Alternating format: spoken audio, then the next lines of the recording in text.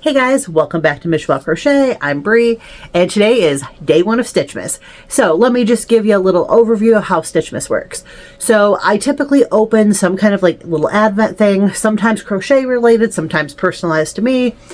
And I usually have like some kind of subject of the day or something I want to share with you. It might be Christmas, might be crochet, but I usually try to keep, like a running like crochet theme going for everything because it says Stitchmas and that's the point of it.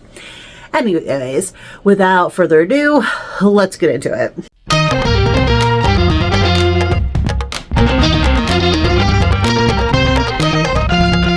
Alright, so like I was saying, I'm gonna open today's advent thing, and let's see what it is.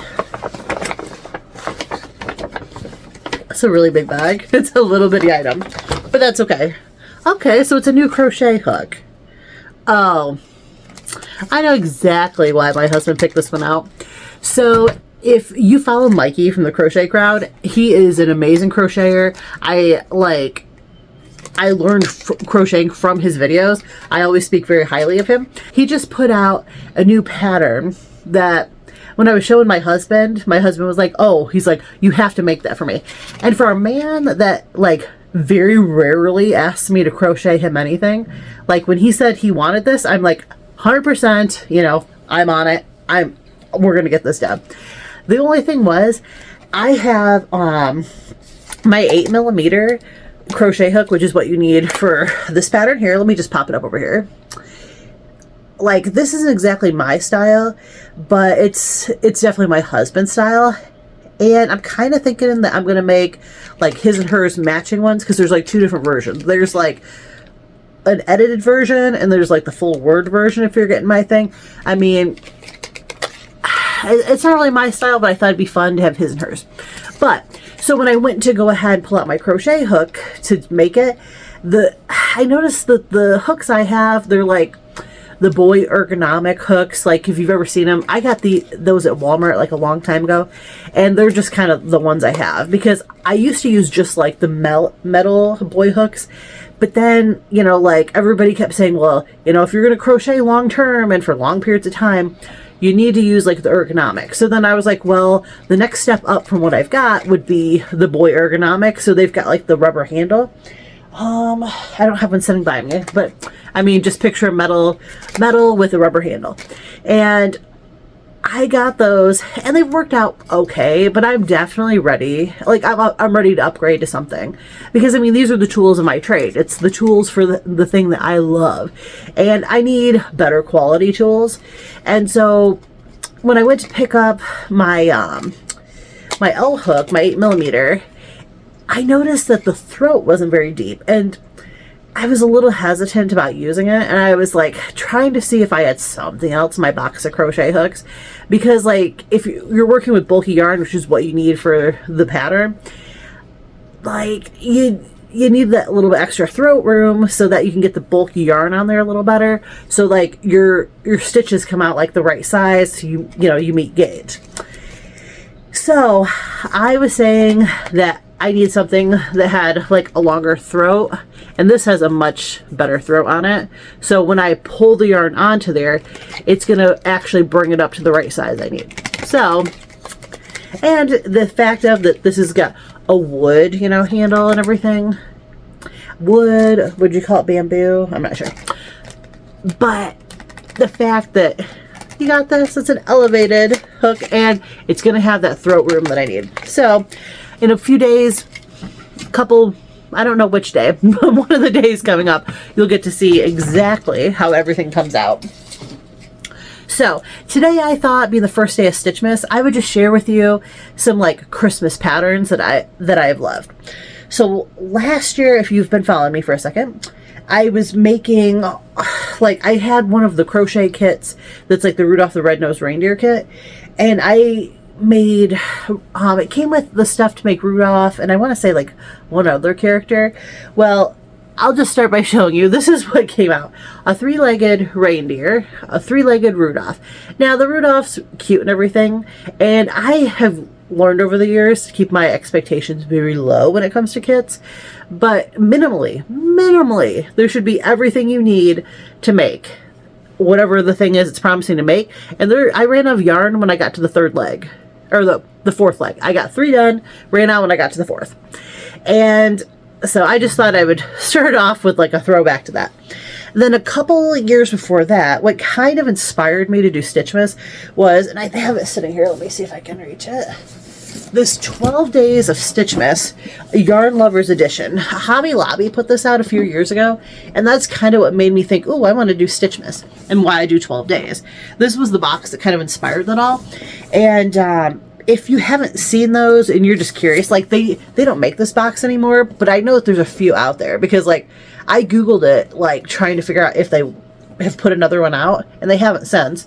But you can actually buy this one sometimes, like on eBay and things like that. I did see it available there. But this was a lot of fun. If Hobby Lobby had this again, I would probably do it again. But this kind of inspired all that. And when I went ahead and I did the 6 days of Stitchmas, like it came with this bag, was like one of the gifts. And in this bag, this is where I like to keep my my little nativity scene. So because they came out with, you see, 12 Days of Stitchmas there, and it was an entire like bundle of patterns for everything you need to make the manger scene, the nativity. And like it even came with like the little wooden thing, came with the, you know, all the yarn that you needed to make everybody.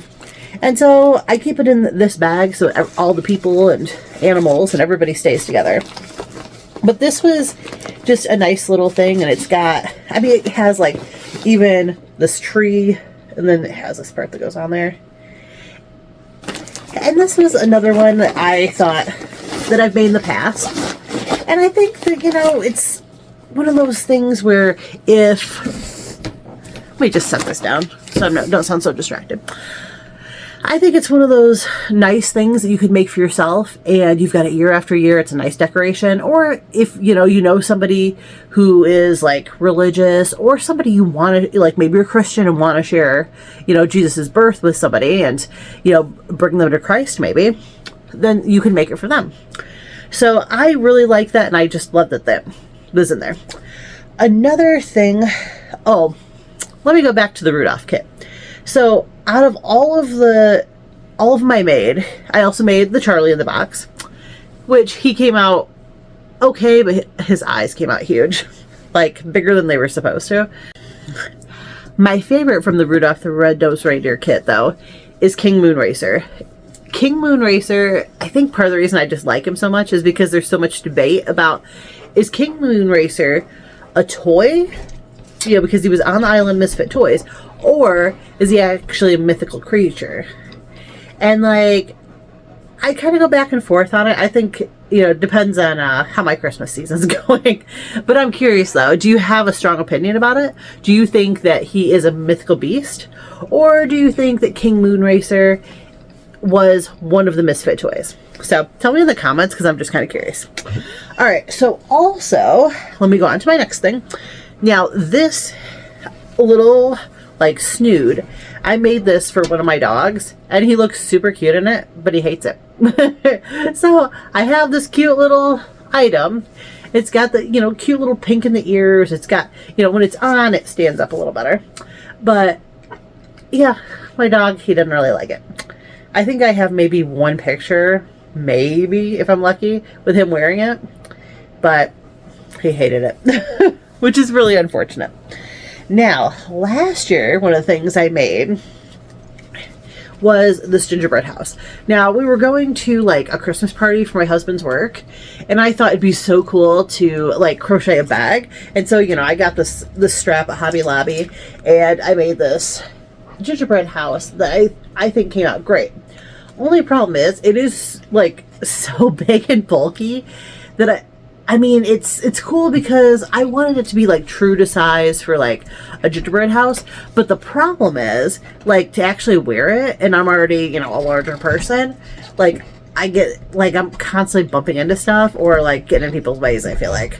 So, I mean, it came out really cute, and like these icicles, like everything, I love it. But I think I'm actually going to end up just taking the strap off of it and probably taking the little tabs off. and maybe using it like just for like decor, just because it's not as functional as I'd like it to be, because it's just so bulky. So I really like it. It came out cute and everything. So I wouldn't say it's a fail, but I would say that it's not, you know, it's just not as functional as I'd like it to be. So this year, this brings me to my last item. This year, I have been seeing where Brianna K, and I mean from one Brianna to another, lots of love. But I saw Brianna K has been making like this wheat stitch, and that's like these stitches here, and they're so pretty.